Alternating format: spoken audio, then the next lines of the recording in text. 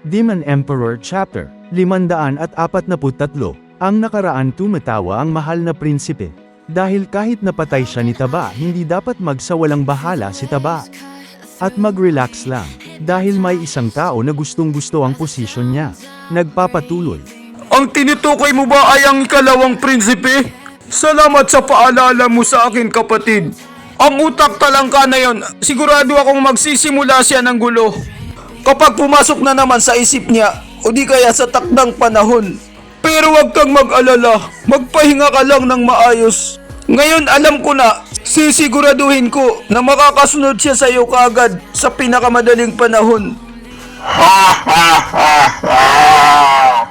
Makakasunod ba siya sa akin, Kamo? Kailangan mo muna siyang hanapin bago mo siya mapasunod sa akin. Nabigla na lang si Taba sa sinabi ng mahal na prinsipe. Anong sinabi mo? Pakiulit nga! Ikaw, tangina ka! Ano ba yung sinabi mo? Anong ginawa mo sa kanya?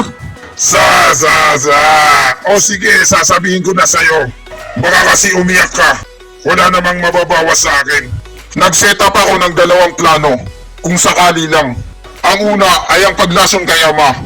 At papatayin kita, Taba, kapag pumasa ito. Ang iba naman ay nag-utos ako ng tauhan ko. Naitakas nila ang ikalawang prinsipe at dalhin sa malayo. Kapag nagtagumpay ako sa pagkuha ng trono, ang ikalawang prinsipe ay ipapasalvage ko siya. Kinabahan na si Taba dahil mayroon din palang malupit na plano ang mahal na prinsipe. At kapag nabigo ako na hindi nagtagumpay, siya ang magiging tagapaghiganti ko. Pagugulungin niya ang buong Luzon at gagawin niya itong patiwarik. Bakit mo ginawa yon, mahal na prinsipe? Nahihibang ka na ba? Kung nagtagumpay sana ang plano ni Ama, ang buong Luzon ay pagmamay-ari pa rin ng Yawin Clan. Tapos gusto mong sirain ang ating lupain. Ang pinakamamahal kong bulok na mabahong Taba. Nakalimutan mo na ba ang sinabi sa atin ni Ama? Naituro na sa atin to ni Ama at ngayon papangaralan kita. Kung hindi mapupunta sa akin ang lupain na to, mas gugustuhin ko na lang na mawasak ito. Kahit pagmamay-ari pa ito ng mga kapatid ko. At paano naman ito gagawin ng ikalawang prinsipe? Wala naman siyang bayag at wala rin siyang kakayahan na gawin to. Tama ka sa sinabi mo. Kung siya lang talagang mag-isa, wala siyang pag-asa. Kaya nga inihanda ko na para sa kanya ang mga ilang bagay na magagamit niya. Isa sa mga bagay na yon ay ang lupain ng ating bansa. Ano, ibinigay mo yun sa kanya? May mga sabi-sabi sa Twitter at Instagram na kung sino raw ang may hawak ng lupain ng ating bansa at may bigay ito kay Dan Kengshen. Tutuparin ni Dan Kengshen kung ano man ang pangarap ng taong yun. Kaya magdasal ka na habang may nalalabi pang oras. Sa palagay mo, ano ang hihilingin ng ikalawang prinsipe sa kanya? Kahit gaano pa ito kahirap at kalalim, hanggat ginagawa ito ng ikalawang prinsipe, kahit matagal, si Dan Kengshen balang araw ay babalik siya sa Luzon. Ang mga araw mo bilang emperador ay bilang na. Ngayon matitikman mo ngayon ang walang katapusang pangamba at nagbabadyang panganib. Sa iyong mga balikat, Taba! Inis na si Taba at gigil na siya. Gusto niya ng manakal. Sumuka na ng maraming maitim na dugo ang mahal na prinsipe. Ito na ang kaniyang katapusan. Mga gwardya, pumunta kayo rito! Halugugin niyo ang buong palasyo. Hanapin ninyo ang ikalawang prinsipe! Sigurado akong hindi pa siya nakakalabas ng bansa. Kung sino man ang makahuli sa kanya, mabibigyan ng malaking gantimpala. Dead or alive, patay o buhay. Nagutos na si Taba ng wanted poster, dead or alive, sa ikalawang prinsipe. Naiiyak na lang si Yoning habang pinapanood ang mga nangyayari.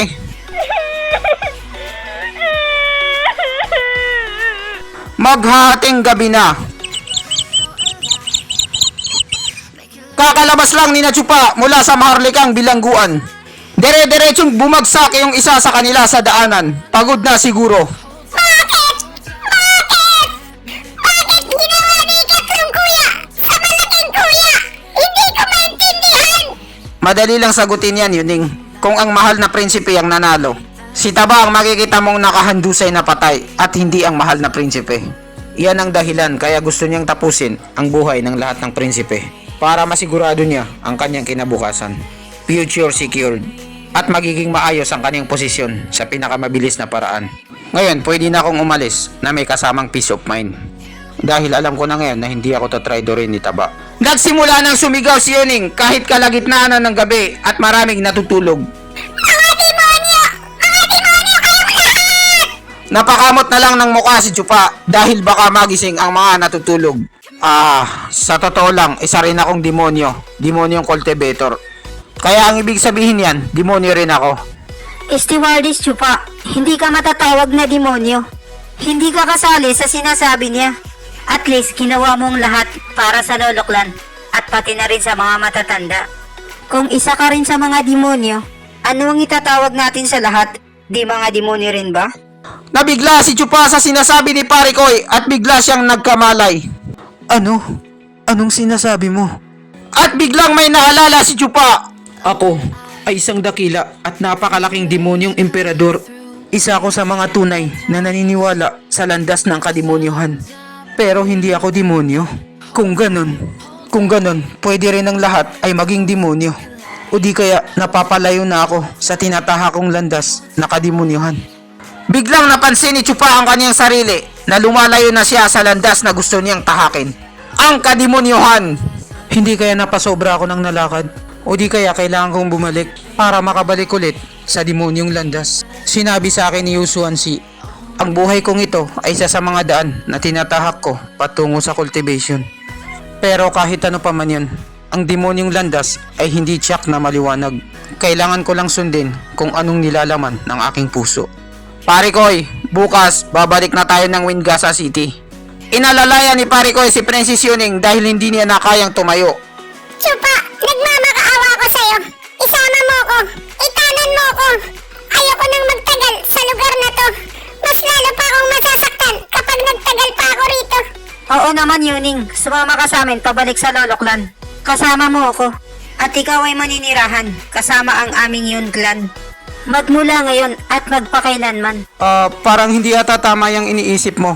Bigla na lang natin kukunin ng prinsesa nang walang pahintulot. Paano kung bigla silang magalit? So ano ngayon?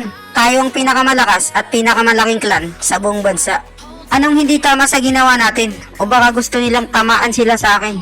Ano pa ang tinatayo-tayo mo dyan? Tara na. Papaanong nangyari to? Pati si Pare Koy, naging maangas na rin ngayon. Hindi naman siya ganito dati. Mahiyain siyang babae at dalagang morena. Talagang nagiging masama ang impluensya ko sa kanila. Iba na kasi ang panahon ngayon. Sikat na ako at isa na ako sa mga influencer. Hay nako, naging isa akong masamang tiyuhin. At sa lugar ng Wingasa City kung nasaan ang Loloklan.